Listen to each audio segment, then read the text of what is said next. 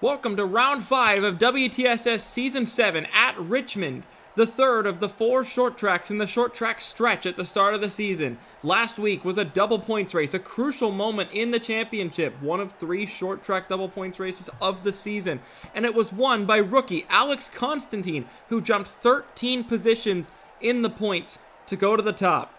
Point leader Shrimp Engrits continued his run of momentum with another top 10 on a perfect top 10 streak to start the season off. He's looking for a 5th. It was Ryan Reed for Roush Racing Enterprises who won the pole. Richmond International Raceway has been host to some of the calmest and some of the most chaotic races in WTSS history.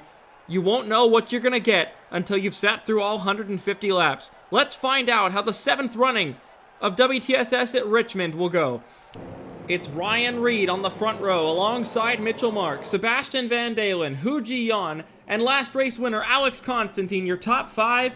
We're going to come off at turn 4, the pace car is in, and we're green for 150 laps at Richmond Raceway, and Ryan Reed gets out to an absolute blinder into turn 1. He's already cleared Mark before the corner.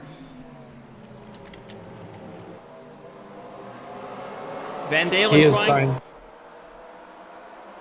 Dalen trying to steal second from Mitchell Mark through 1 and 2 into 3 and 4. Now Mark with the preferred line on that outside lane, defensively moving as Ryan Reed tries to run as they battle behind.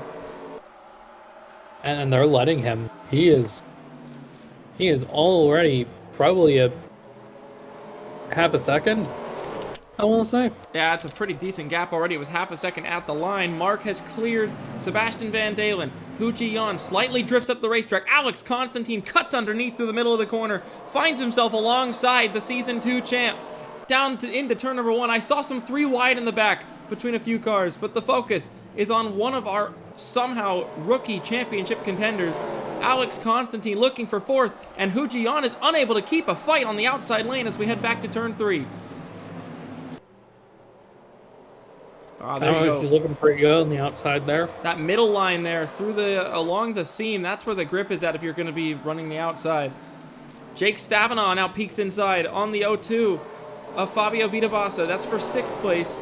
Keep an eye on the Roush Racing Campus cars. I mention that at every short track venue on the schedule, and I'm going to keep mentioning it if they keep bringing ridiculously fast short track cars.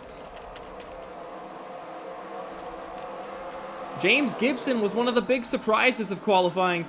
The procrastination support cars of Gibson and the main procrastination car of Brandon Crest have had huge struggles at the short track events so far, and we're not expecting anything good, but Gibson was briefly on top in qualifying and managed to maintain a top 15 qualifying position by the end, as we're 3 wide in the back once more, as Scott Roush and Mark Nutt are both trying to get through on Eugene DeMax and Roberto Crown Jr. at the same time through 1 and 2.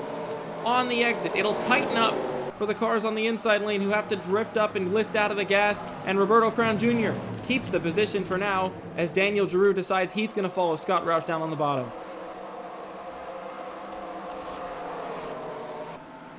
Giroux almost peeking through the middle there. That was definitely an option for a second there. I think I see on the timing screen, yes, Sebastian Van Dalen has broke alongside Mitchell Mark for the 2nd position.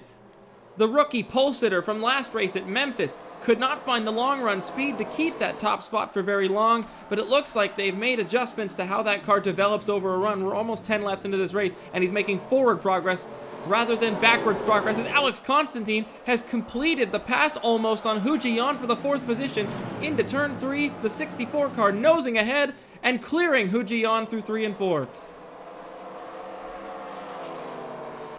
Mark still trying to keep Sebastian Van Dalen back for that 2nd position. He's doing a pretty good job on the outside of the 81, pinching him down to the yellow line, making sure that he can't find any way through. This almost might invite Alex Constantine to try something around the outside. We've had a crash at the back of the field for Elijah Innes.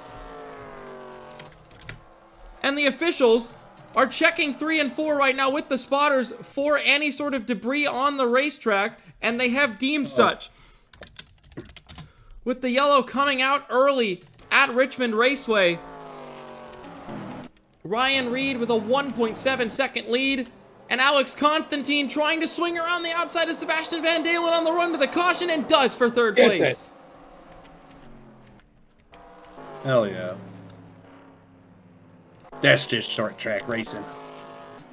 And what a tough break for Ryan Bolden. It was his best qualifying of the season so far. A driver who really has needed a pick-me-up this year. And just, rookie mistake from Elijah Innes.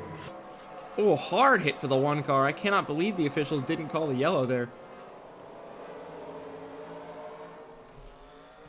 Bolden gets away with pretty significant front end damage, and Innes with large right side damage. I would not be shocked to see one or the other go out due to that damage, but I will also be kind of surprised if they do, because it's really early and repairs can be made.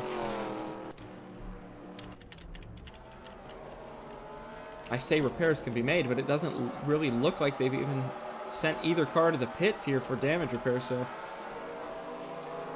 not quite sure what the choice methodology is there, but we are 11 laps complete at Richmond Raceway. Ryan Reed the leader. Alex Constantine has already charged up to third, his short track pace continuing.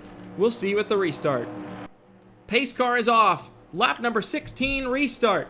Ryan Reed takes him late to the line. We're back underway with 135 laps to go at Richmond, and immediately Alex Constantine makes an aggressive dive into one, but Mitchell Mark is able to keep his composure under braking into the first turn and keep that second position. Jake Stavinaugh on the move once more, now trying to get 5th place from Fabio Vitabassa, proving the pace advantage that those Roush Racing Campus cars have, and he's going to almost clear the O2 on the exit of turn 4 already. Now, with his sights set possibly on even 4th place from Sebastian Van Dalen if he can get this done in a timely manner, which it looks like he's going to almost complete it on the exit of 2, but not quite. It looks like that inside lane is starting to rubber in. It looked really difficult to make inside passes early on, but now we're starting to see many moves, and it looks like they're actually having a higher success rate. And through for 5th place, Jake Stavinaugh. Alex Constantine peeks inside for 2nd place. I was gonna ask how bad it looks right now. Constantine nosing ahead into turn 1 for that 2nd position.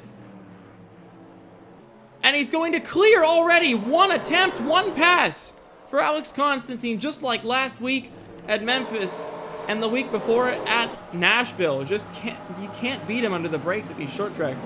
Meanwhile, if you're wondering, on a Maverick update,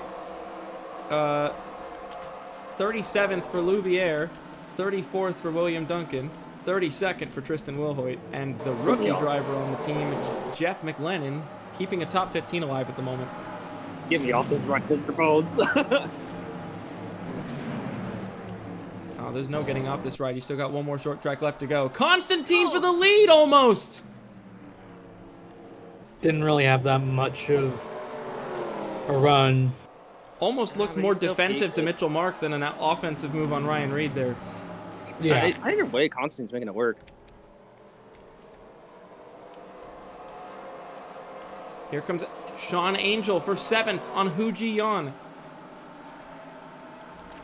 And Alex Bignacco right behind the shot, going down the inside on Mitchell Carter for that 9th position. And that's championship leader Shrimp Engrits peeking into this battle now, trying to find a way through. Overshoots turn 3 and almost puts himself vulnerable to Bobby Frazier. But in the end, not a single position is transferred between any of these drivers. But Engrits really trying to see if that outside lane's got anything left. We saw Constantine complete a pass for 3rd place on the outside on the initial start, but it really is starting to look like that inside lane is rubbering in so strong right now. Man, they need to get some help for that 63 car. Krasta is slower than the 2 damaged cars behind him that were involved in that first accident. They just have no unload speed on the short tracks this season.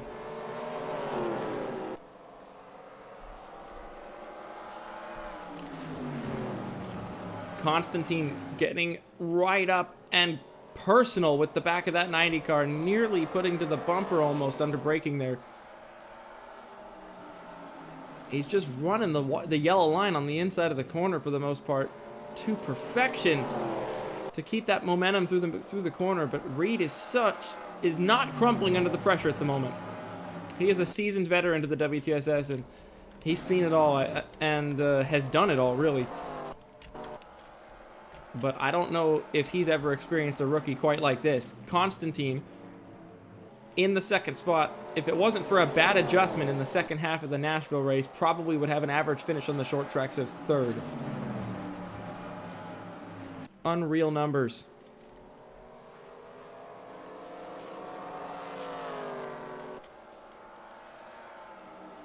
I mean, this team knows their short tracks.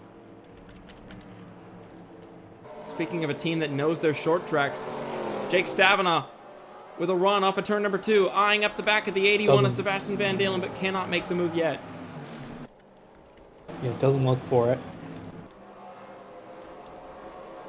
Jeff McLennan under pressure. He just lost out to Patrick Smith in the 77 for 15th, and now he's under pressure from another rookie, Arnie Nugroho. And a tire failure for 3rd place, Mitchell Mark, as he's limping to the pits into turn 3. Damn. Oh, he's been doing so good this season. And if that's not within the pit window to make it to the checkered flag on fuel, his race is effectively over. A green flag tire stop on a short track. That's so unfortunate after such a strong start to the season. As meanwhile, the battle for 8th rages on as Alex Bignacco runs the inside seam through 3 and 4, cuts underneath the 69 of Mitchell Carter, tries to clear on the run to turn number 1. Carter late brakes around the outside to try and keep the momentum up, but there's nothing he can do, or can he? What a run on the exit of turn number 2 for Mitchell Carter, alongside Alex Bignacco, and into 3. He's going to keep the position on the exit of 4. What a defense from Mitchell Carter. Mitchell Mark, on the other hand, however, will be leaving the pits. At the moment, only 1 lap down, but it's going to be a fight as the leaders approach through 3 and 4. Get those tires up to temp and try and drive away from him on the fresh tires. That's the only thing you can try and do right now. But if you don't have a car that handles very good as a base package on that car, we haven't seen that 28 in clean air yet. We don't know if it's any better or any worse. Ryan Reed has lit the afterburners alive on this lap and has distanced Alex Constantine by 4/10 as he catches up to the back of the 28 of Mitchell Mark. It's almost like he needed something to focus out front on instead of looking in his mirror the whole time. Maybe Constantine used up his stuff trying to catch him. That also could be a possibility.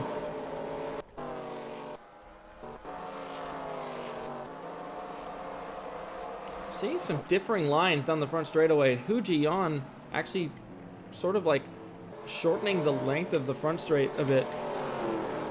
They're taking that slightly more inside line. I'll restart my computer. I'll be right back.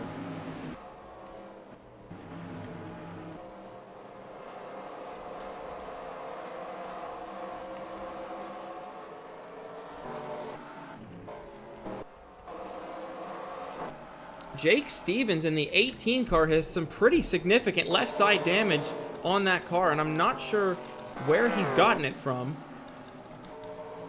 But it would be good to try and find out, because that could be crucial for somebody else's race in this event. If we find our way to the replay of lap 24, he went down into the right rear of Mark Nutt, the reigning champion, got into him. They both went sideways up the racetrack. Massive damage sustained in the left door of Jake Stevens. Nothing to Mark Nutt, and they all saved it. Wow. That was incredibly close. And even then, it looks like Stevens is still making forward progress, but a tire rub could absolutely hamper his entire day if that thing is.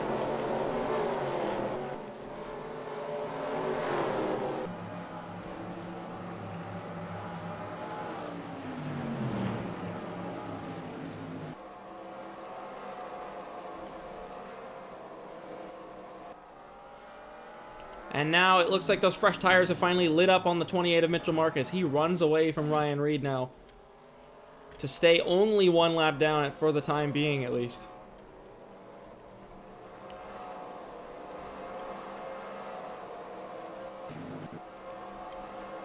Jeffrey Finguy trying to clear Mark Nutt for the 26th position.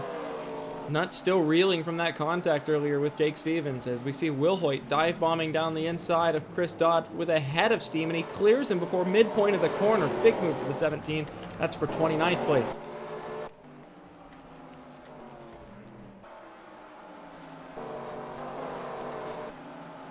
Ray Takada. Oh, aggressive send down the inside at turn 1 on the rookie Jeff McLennan. Washes up the track in the middle on that inside lane and almost gets into him. They both have to lift out of it and lose ground to James Gibson. But into turn 3, the 50 continues that run of momentum through mid-corner and clears the 87 of McLennan on the run down to turn 1, though. McLennan has the line to try and send it back around the outside, but he's just not there and might lose out to Dan Giroux now.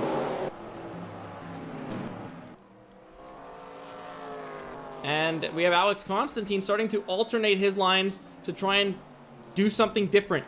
Right now, that's really the only way to make a difference if you don't quite have that huge advantage to just send it on the 90. Try something different. But obviously, it looks like it didn't. It might have actually lost him time trying that. It did. Constantine hovers around that half-second gap continually.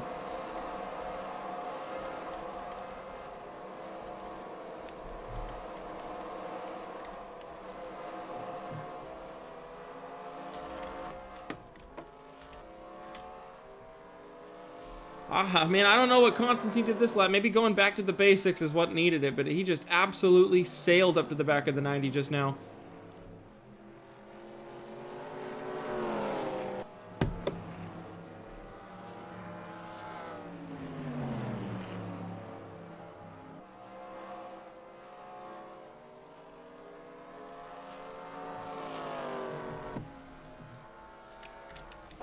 They are just gapping the rest of the field by tenths of a second every single lap.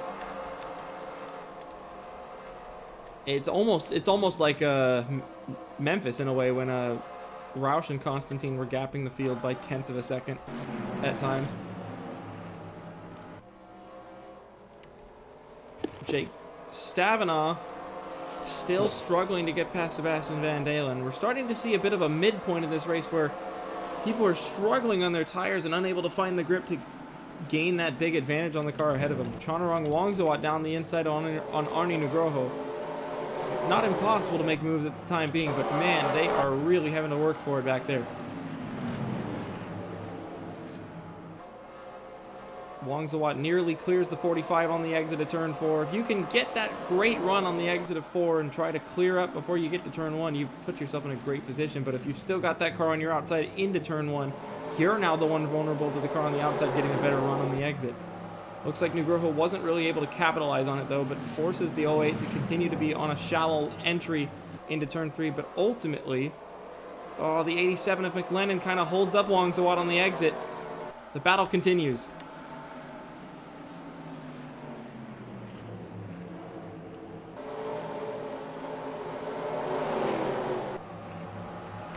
Huge battle going on still. Multiple side-by-side rows. Now another one. Kyle Bachelia on Roberto Crown Jr. Wongzawat clears McLennan and pulls off 2 overtakes in the span of 4 laps. And now Scott Roush continues to try and make his forward march up the field after starting almost outside the top 30.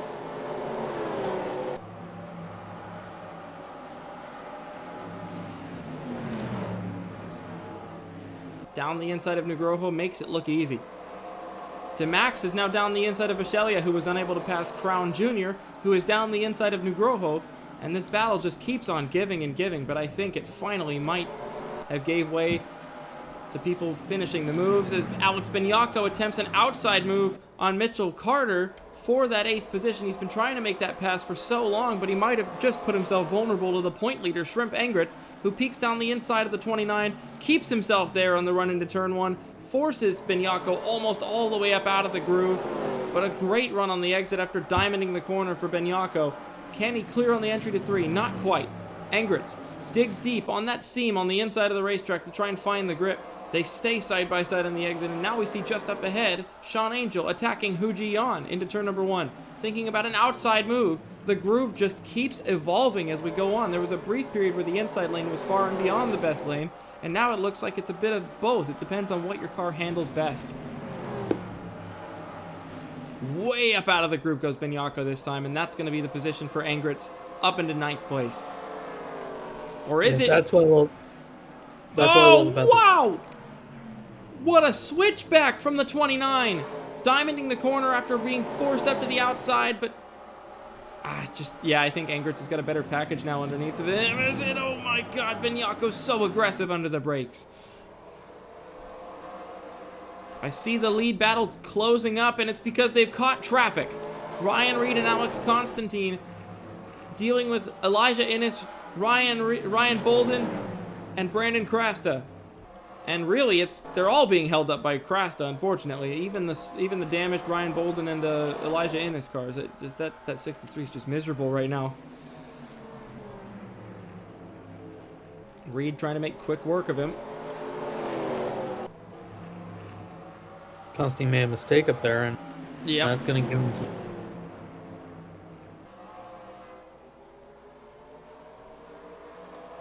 It just doesn't look like that 64 handles well on the inside at the time being right now. He's having trouble with the lap traffic. Yeah, that's what I love about this track. It is always evolving. Every lap is not the same. Ooh!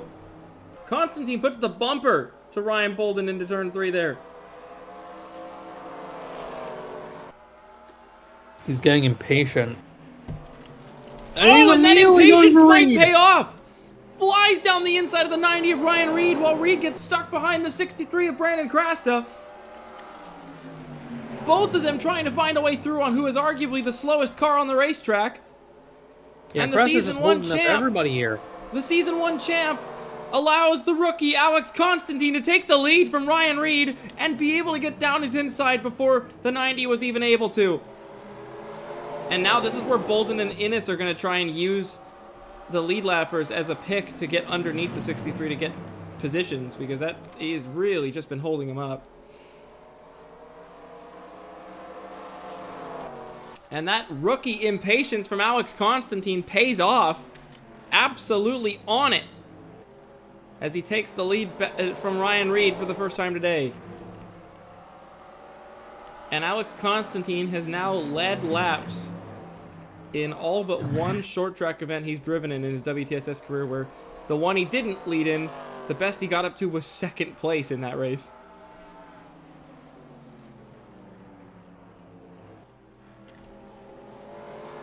This short track package is insane. Other teams gotta learn from it. Yeah, like he just, like, this team just came out of practically nowhere, and they are fighting against and winning against one of the most powerful teams on short tracks in the series. It'll be really interesting to see if they can find a response, though, to the rest of the more established teams when we get to the big speedway and road course heavy sections of the schedule. Yeah, they seem to very much be focusing on the short tracks, and we've kind of seen on the bigger tracks, maybe not much of the pace there. Mitchell Mark just trying his best. He knows that he's not going to finish last today if he keeps this up, because he'll eventually catch up with cars that are being lapped by the leaders to make up positions. He's got about 30 lap fresher tires than the rest of the field, so it's not day over in terms of progress, but it's day over in terms of fighting for the win. Yeah, we also have to remember there is still a pit stop, yes, which is getting increasingly closer. I still think the 90 car is the better package right now in this race, though, because Reed is starting to reel that 64 in slowly but surely back for the lead.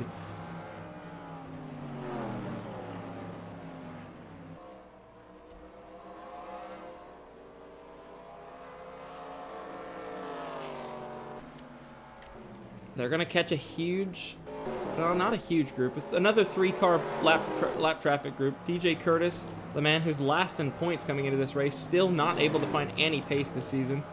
Chris Louviere and Aiden Shepard, another 7-season veteran of the series. They're all just surviving until that first pit stop, or a caution now would absolutely invite that first pit stop, because they've hit the point now where you're going to want to pit, and you can make it to the end probably on fuel now from this point onwards. Mitchell Mark is going to be hurting because he'll have to take a second pit stop later on, absolutely, in my opinion.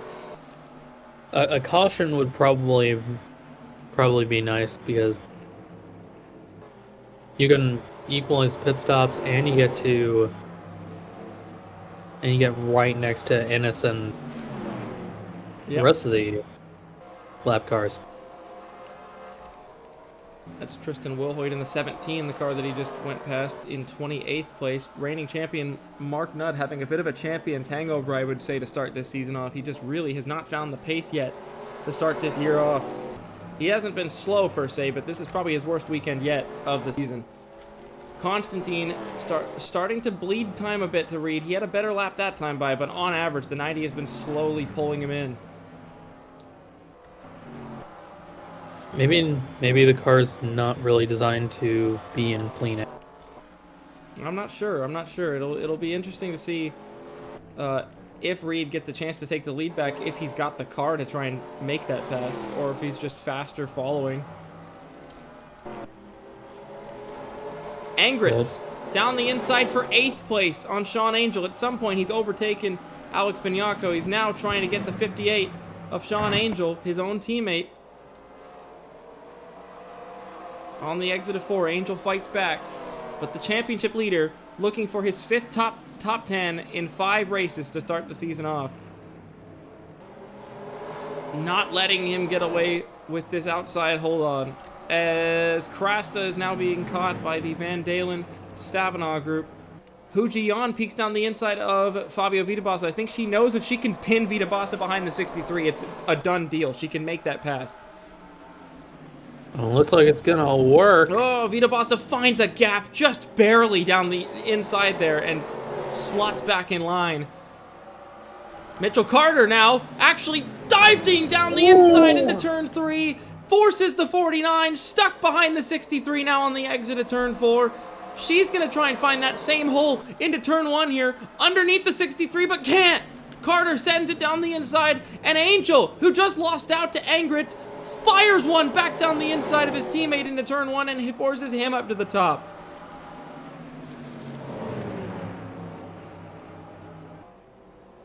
Oh, Ji-Yan misses the corner completely. Engrits nearly gets into her. She missed it so badly. Carter's going to get through. He's up to 6th now as a result of all that.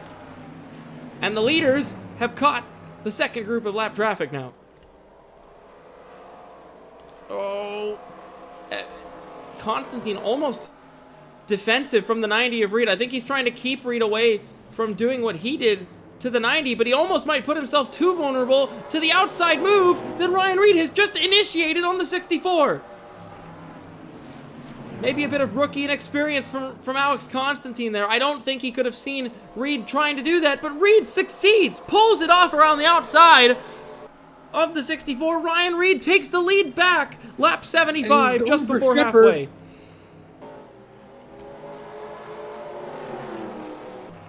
He went for Shepard, but he's not going to get. No, he won't, not yet. But he's setting himself up perfectly. Aiden Shepard misses the corner through 3 and 4. Invites the 90 down the inside, but now he can't find the exit off the corner and has to go defensive to Alex Constantine, who wants to respond back. Big corner miss from Chris Louviere right in front of these guys. You got to make a decision now. Do you go to the outside of Aiden Shepard and try to pass him the same way you pass Alex Constantine? Oh, man! He's committed now. Reed has to commit to this move regardless of what the outcome is, and it looks like that 90 car's got it absolutely hooked up on the outside, and I think the leaders are just now, I think, figuring out that the outside lane is starting to find some speed once more in the second half of this race. Whoa! Hu Ji-Yan almost into the left rear quarter panel of Shrimp Engrits on the exit, on the entrance to turn 1 there. Very late move. Engrits tries to cover up the 49, but can't, and he's going to get pinned behind the 63 of Cresta again.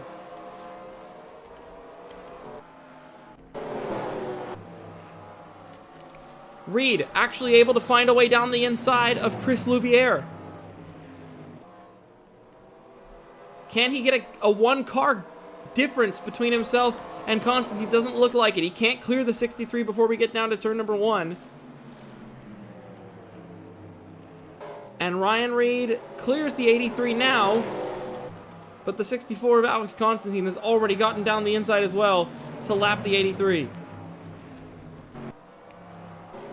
Let's get a bit of a update on our turn 1 car of Mitchell Mark, a turn 1 update if you will. Down, he's now caught the top, just the very first half of just outside the top 20 here. He's trying to get past the 23rd place Yuki Tamura and the 22nd place Roberto Crown Jr. That pace difference is really making up for it now, because now a lot of the field is running upwards of a second to a second and a half off of their fresh tire speed. You hit that cliff about 50 laps into a run, so he's right.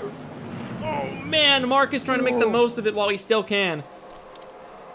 Which might not be much longer. Yeah, absolutely. As we have, I see that on the timing and scoring page, Alex Constantine side by side with Ryan Reed to get the lead back from the 90 car. And once again, has to get under Curtis here, and he does. His aggression and impatience as a rookie pays off, and he gets the lead back from the 90. Oh, but Curtis is going to have a run on the outside, and here comes Reed back. Reed fires it back, tries to fill the hole, and Constantine says, I'm not going to waste time on this battle. I'm coming in for my green flag pit stop right now. First taker. Jake Stavinow comes in, nearly clips the barrels there into the pit lane there. And that just opened the floodgates here. Ooh. Mark Nutt bumps the back of Jake Stevens on the entry to the pits. A lot of takers right now. A lot of takers. People are coming in. They don't want to waste any time. The tire fall-off is so much greater than at Memphis. Everybody's coming into the pits. No one's wasting any time. Almost the entire field is pit now. Will anybody stay out to lead some laps to get some bonus points out there? So far, it doesn't look like it. If Sean Angel stays out a second lap, he'll get to lead a lap, but he won't. No, he doesn't.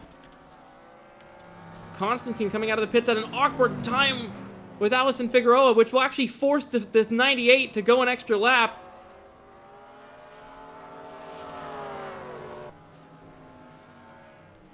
And Sean Angel Sean Angel was credited with leading that lap. Oh, that is a massive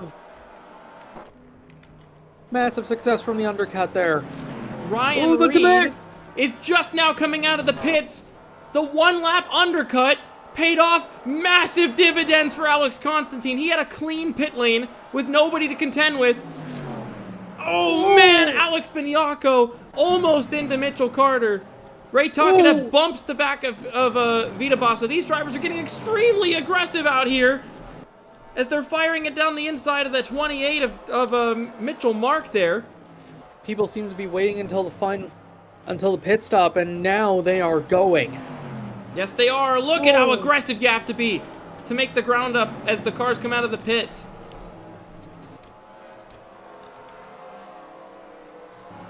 Wasn't first. Huge damage for Bobby Frazier. Oh, Frazier.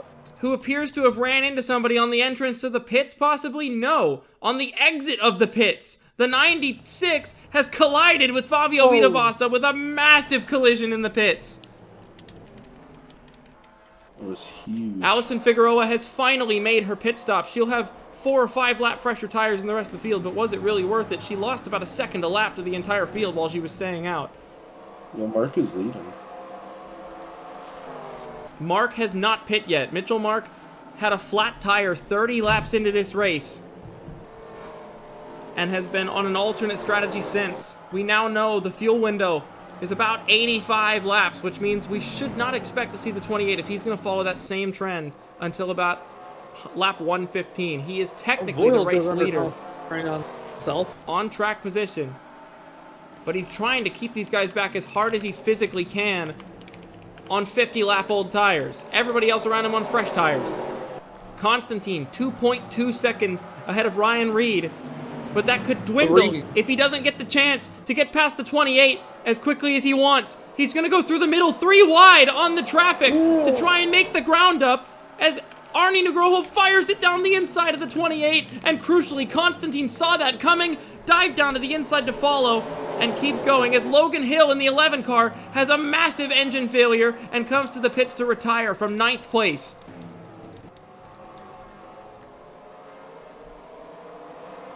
Three wide behind Bobby Frazier in the 96 with that extra damage and fresher tires, that will say, down the inside and clears both of them.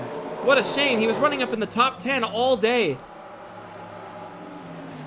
Why was Jeff on in the pits? Jeff McLennan appears to have possibly been shot past his pit stall by the 45 of Arnie Nugroho.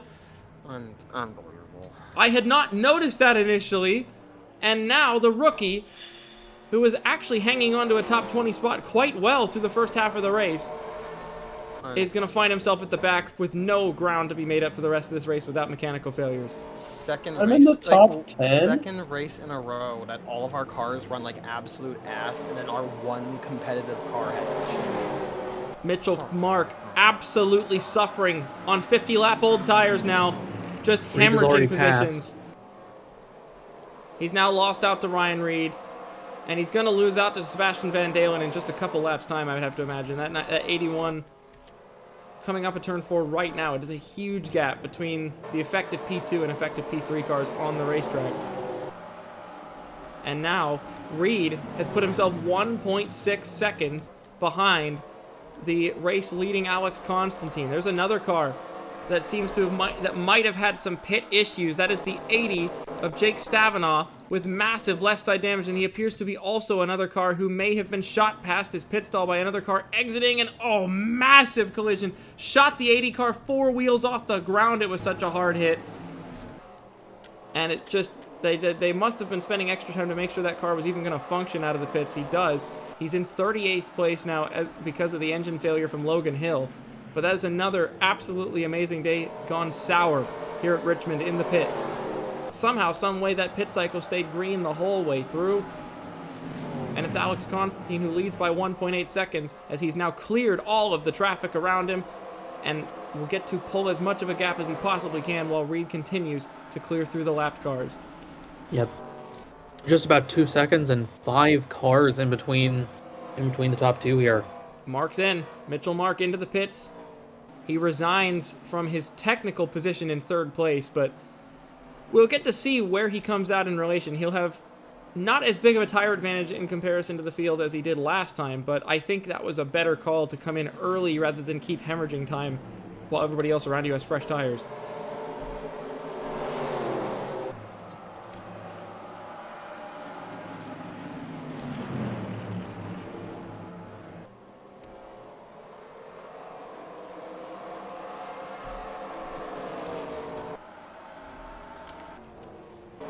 Ryan Reed, or Mitchell Mark, comes out of the pits just ahead of Alex Constantine and Ryan Reed once again, but he'll come out behind Constantine and will fall a 2nd lap down here at Richmond Raceway versus barely staying 1 lap down before. But he'll have fresher tires than the leader, so I would not be shocked that once those tires get fully into the temperature window in a couple laps, give him the time, he'll be right up there trying to get one of his laps back.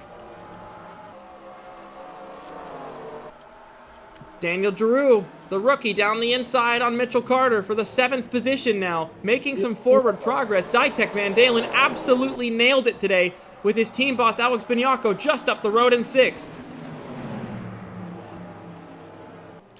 What a great turnaround for that. Roush has not been having a great day, but he's getting up. He's getting up there trying to make something out of it. He's climbed from almost outside the top 25 on the initial start into the top 10 on pure grit and determination alone, and it looks like they've made some good adjustments along the way. Carter hangs on to it ahead of Giroux and does not get pinned behind the lapper of Ryan Bolden. Makes sure of it.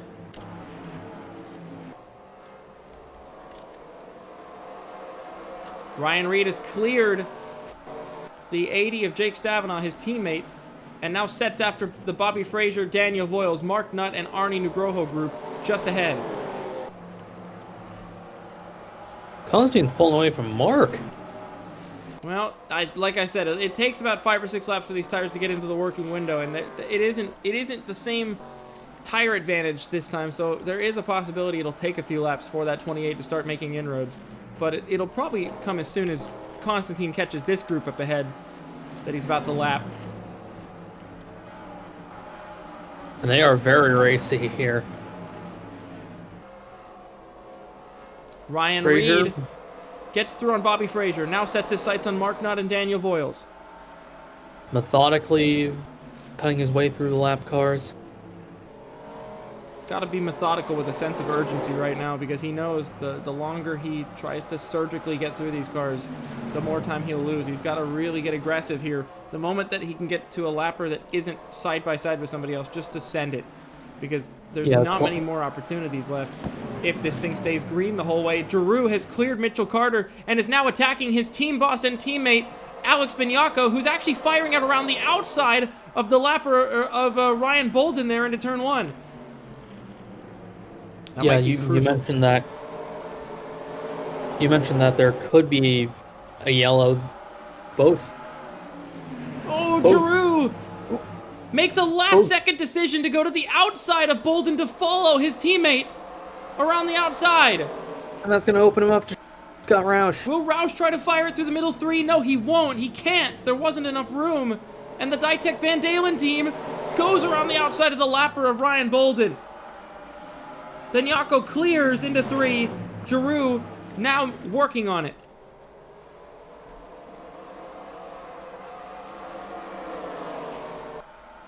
But yeah, as you mentioned, Scott Roush peeking bottom 3, but he can't.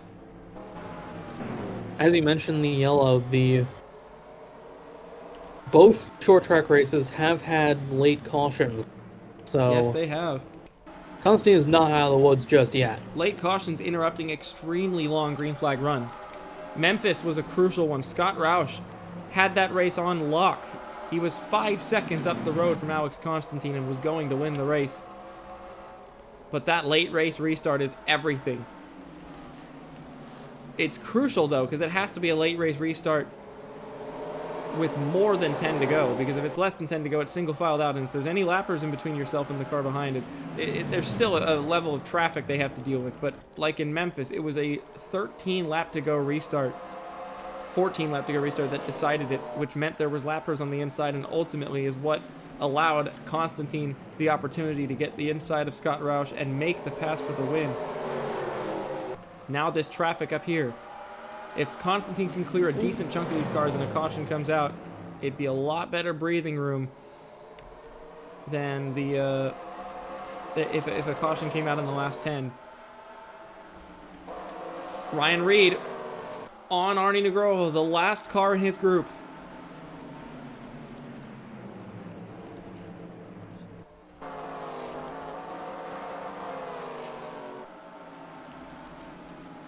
And it looks like, wow, holy moly, Mitchell Carter threads the needle between Fabio Vitabassa and Ray Takada and overshoots the corner into the side of Chanarong Wangzuan, who's having a career day so far today in 9th place.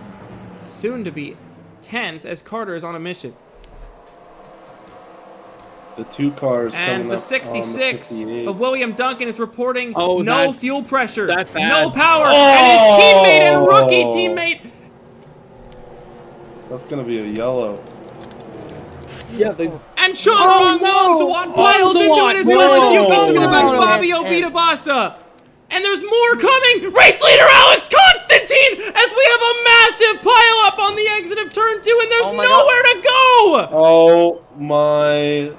Everybody slams on the brakes now that they know there's an accident off of turn 2, but we were just talking about it. Long green flag runs are not something that can be as comfortable as you think they are. And the race leader, Alex Constantine, is out of the race before we can even say 30 laps to go. You have got to be fucking kidding me. That is... Wow. And a double Maverick crash with the mechanical failure for the 66 and the contact from teammate Jeff McLennan. Chonarong Wongzawat got a piece of it. Triple. Chris Louviere in the 83 as well. Yuki Tamura in the 60. Kyle Bichelli in the 27. Arnie Nugroho in the 45, which we saw flipping upside down. And in the chaos, it looks like Mitchell Mark has caught the back of somebody. And he is a destroyed race car as well. Absolute chaos at Richmond Raceway. It's going to take a minute to sort this one out. That might be one of the most ridiculous wrecks I've ever seen. It's a blind corner exit there. I am fucking livid right now. Like, our race wasn't, as if our race wasn't already bad enough.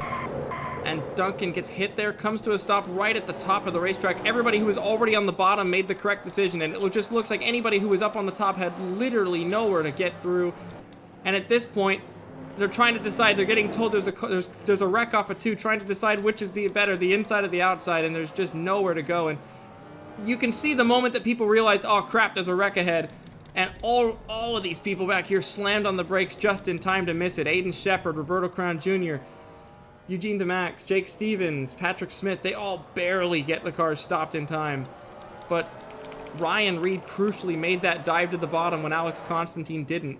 And he now leads the race. It's our first really big accident of the season here at Richmond Raceway. It's one of those wrecks that you look at and all you can think is, wow. Yeah, exactly. You look at the big pileup we had at Canadian Tire. There was at least people that missed that wreck. It really felt like if you weren't on the inside lane, you were doomed at that point. Because you already committed, there was nothing you could do. You couldn't, and if you slammed on the brakes, the car behind you was going to run into the back of you. It's like a highway accident almost. You're damned if you do, damned if you don't. You slam on the brakes, the guy behind you might not react in time and slam into you. And even then, you'll still get piled into the car you're trying to slam the brakes for. Ryan Reed is the race leader. Now that we have a moment to breathe and think about the implications for the rest of the race on this one, let's look at the rest of our top 10 and see what has changed. Reed leads the race. The second position car is now the 81 of Sebastian Van Dalen, who was running up in the top 5. A very strong run as it was, but now is going to have a shot at the lead on the restart. Hu Ji-yeon is up into the third position with Sean Angel and Daniel Giroux, your top 5. Alex Bignacco in 6th. Scott Roush in 7th. Mitchell Carter in 8th. Ray Takeda in 9th. And Shrimp Engrits trying to keep his perfect top 10 streak alive in the 10th position. Other cars on the lead lap include Jeffrey Finguy, James Gibson, who has damage, Allison Figueroa in the 98, Tristan Wilhoit in the 17 with damage, Chris Dodd. That's your lead lap. Only 15 cars in the lead lap. Where did he get? He didn't have damage before. Where did he get that? Where's the rest of the field? That is the rest of the field right there. Oh my lord! In all the chaos, there might have. It looks like there might have been a bit of checkup trying to sort the field out in one. Gibson and Wilhoit appear to have gotten some slight nose damage as a result of it. So, to summarize, I had yet another Subaru mechanical failure. My teammate crashed into me, and then the subsequent pileup took out Yuki for like so she's crashed. She's had issues in like half the races. And Chris, who was my other competitive car. And so all I have left is one car who also has damage. Pace car's off. It'll be a 31-lap shootout to the end of the race. Ryan Reed takes the restart now, inheriting the lead from the out of the race Alex Constantine. And already Hu Ji-yeon with an incredibly aggressive dive bomb, splitting the lapper of Cale Teskar Jr. and the second place Sebastian Van Dalen. But that damaged number 1 car of Elijah Innes right ahead.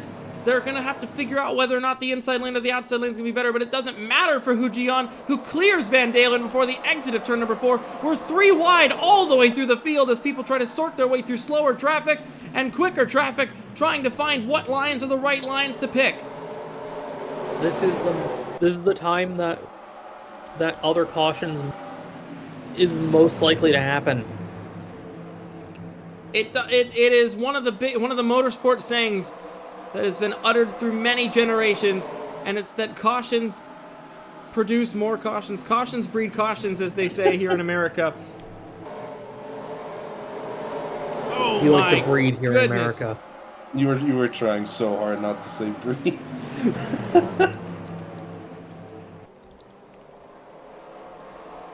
Still 3 wide. Scott Roush, one of the big losers in all this.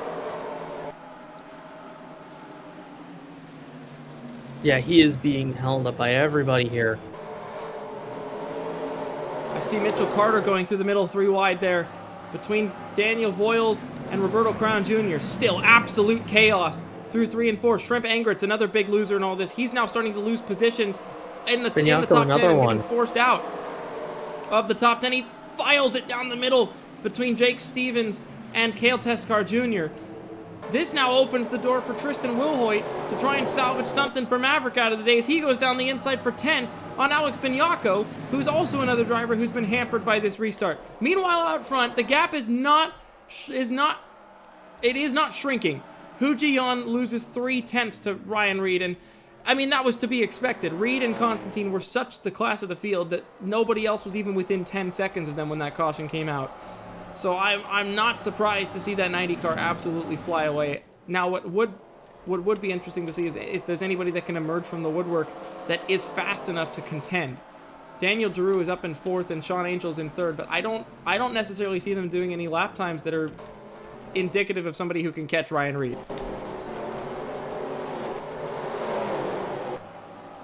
Jeffrey Finguy trying to thread the needle between two lapped cars as well. Aiden Shepard and Daniel Voiles.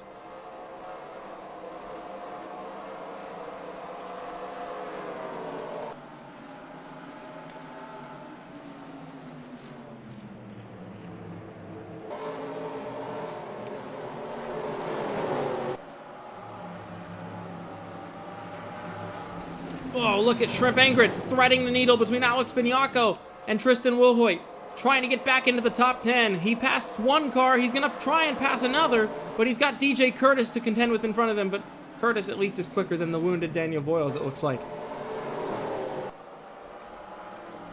The gap has grown to almost 2 seconds now. Ryan Reed in a class of his own.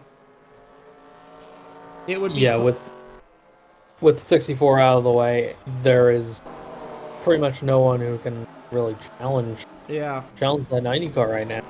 It would be poetic almost, though, if Roush Racing Enterprises lost a short track due to an accident out of their control earlier this season, just 2 races ago, and now might have just won one from basically the same circumstances. Basically just getting that win back. Basically, yeah. And losing another one to a late race restart last week at Memphis, and the car that they just inherited it from was the car that stole that victory last week. The racing gods play mind games with the rest of us, and we just have to react accordingly. Ryan Reed has now extended his lead to almost 2 seconds as he started to back his pace off a bit, but he's not the slowest guy out there. In fact, the fastest car on the racetrack who has emerged from the ashes is Mitchell Carter in the 69 car. He's in the 5th position right now, chasing down a possible podium from Sean Angel and Daniel Giroux. Scott Roush just sent it down the inside 3 wide into turn 3 and overtakes the lappers of DeMax and Crown Jr. before they can even think that it was happening to them. He's another driver who looks really strong late in this run, and he could be challenging for 6th on Sebastian Van Dalen by the time we even get to turn 3.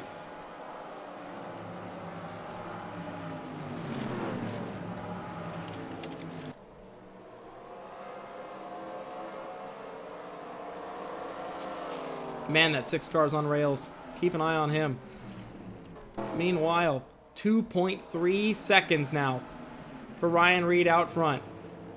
Shrimp Engrits still hanging on to a top 10 at the moment. It would be 5 top 10s in 5 races for the 59. And now with one of the drivers with the biggest run of momentum out of the picture, it's looking likely he's probably going to extend his point lead even further today.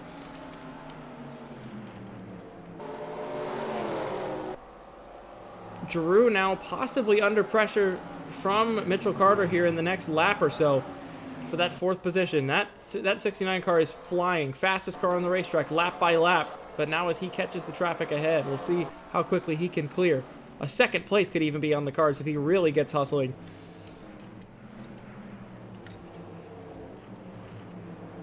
Wilhoit is down the inside on Shrimp Engrits for that 10th position, but that front end damage, he's going to be costing him straightaway speed every single time he comes off the corners. He's really going to have to commit to it on the inside of Engrits if he wants to make this pass.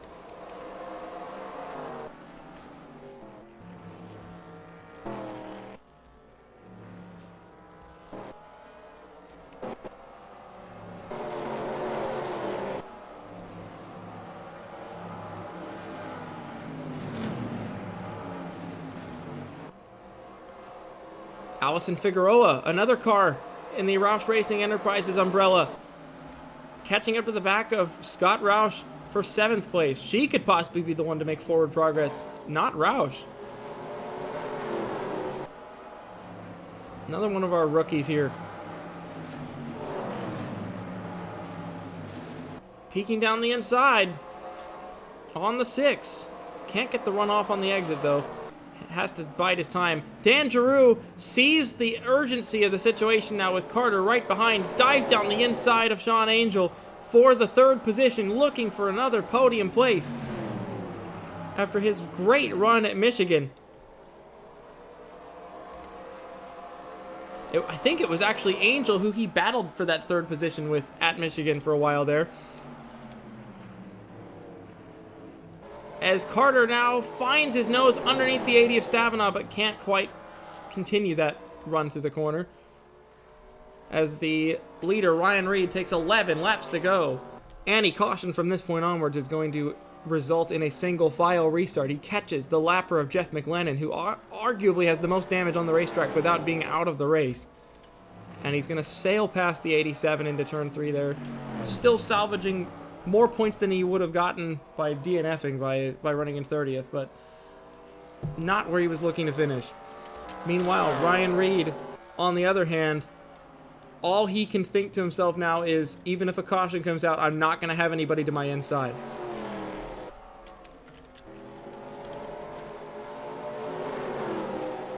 Big battle for 3rd still. Angel, Giroux, and Carter. Carter is still the quickest one of this group, but he's having trouble with the traffic. Allison Figueroa attacking Scott Roush for 7th, down the inside of 3 and 4. It's now less than 10 laps to go at Richmond Raceway. And in terms of the battle for the lead, there is no battle for the lead. Ryan Reed has got this without divine intervention. Dan Giroux is still under pressure for 4th, but he's got a saving grace in the lapper of Jake Stavinaugh in between himself and Mitchell Carter. And I don't believe what I've just witnessed the tail end of, but Scott Roush just flung it around the outside of Sebastian Van Dalen and finally took 6th from the rookie, like he was sitting still through 3 and 4. The 81 has completely fallen off towards the end of this race, and he's just now lost another position in the same way to Roush's pseudo-teammate Allison Figueroa. What a drive for both of those drivers at the end of this race. And Engrits is not out of the woods yet with Tristan Wilhoit. Wilhoit looks really strong through the corners, but once he hits the straights, that front-end damage really hampers his efforts.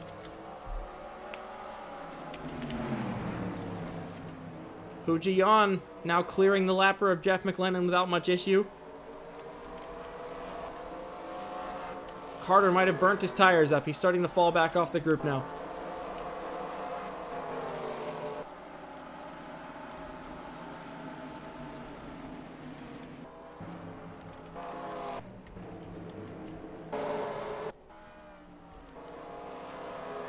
Ryan Reed clears 2 more lappers of Chanarong Wongzawat and Kale Teskar Jr.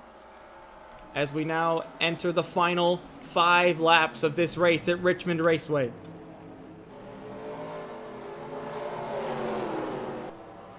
Oh, Dan Giroux might have just made a rookie error there. No, he didn't quite. He just barely got underneath the 87 before the 80 of Stavinaugh could dive underneath. But that was almost the most poorly timed judgment move on Sean Angel.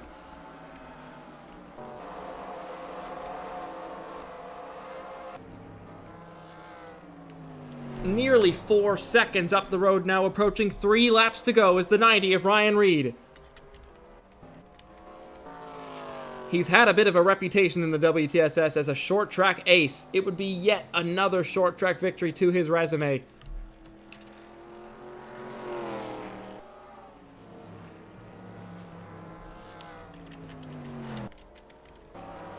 He's probably going to catch a little bit more traffic before the end of this one. I think we have had a slide for the 17 of Tristan Wilhoit. We'll have to go back and look at it later. But 2 laps to go. Ryan Reed has nobody else ahead of him to stop him from winning this race. It'll be the white flag this time by for Ryan Reed. It would be his 4th career victory in the WTSS if his engine can just hang on for one more lap. Ryan Reed rounds into turn 1 on the final lap of this race. It was gonna be a dogfight between himself and Alex Constantine all the way. He chose the right line to avoid the accident off of turn 2 and was rewarded with a race victory from pole. Ryan Reed rounds turn 4 to win at Richmond Raceway. Hu Jian comes home in 2nd place. A great result on an oval for your former champ. Angel, Giroux, and Mitchell Carter barely hangs on to Scott Roush, who was almost a second a lap quicker than the 69 at the end of that race. Allison Figueroa, you're in 7th. Van Dalen clings on to 8th, just barely ahead of Jeffrey Finguy. And the top 10 streak stays alive for Shrimp Engrits, the point leader, in 10th. The rest of the lead lap is Takada, Dodd, Benyako, Wilhoit, and Gibson. Multiple DNFs towards the end of that race. What was a calm race turned into absolute chaos for about a minute there. But out of the chaos came absolute domination from one man in particular. Congratulations to Ryan Reed on winning at Richmond Raceway, his 4th career victory in the WTSS, and his 1st of the season, his 1st, I believe, since Nashville last season in that 90 car. That partnership with Roush Racing Enterprise is starting to really pay dividends for the driver of the 90. But that's all for Richmond Raceway. Iowa Speedway comes up next. The fastest short track in the country will bring these drivers to their absolute limits. We've seen multiple races where it comes down to survival to win at Iowa Speedway. We'll find out what we're going to get in 1 week's time. Ryan Reed, the winner at Richmond, WTSS Season 7, race number 5. We'll see you next week. Congratulations once more to our winner, Ryan Reed.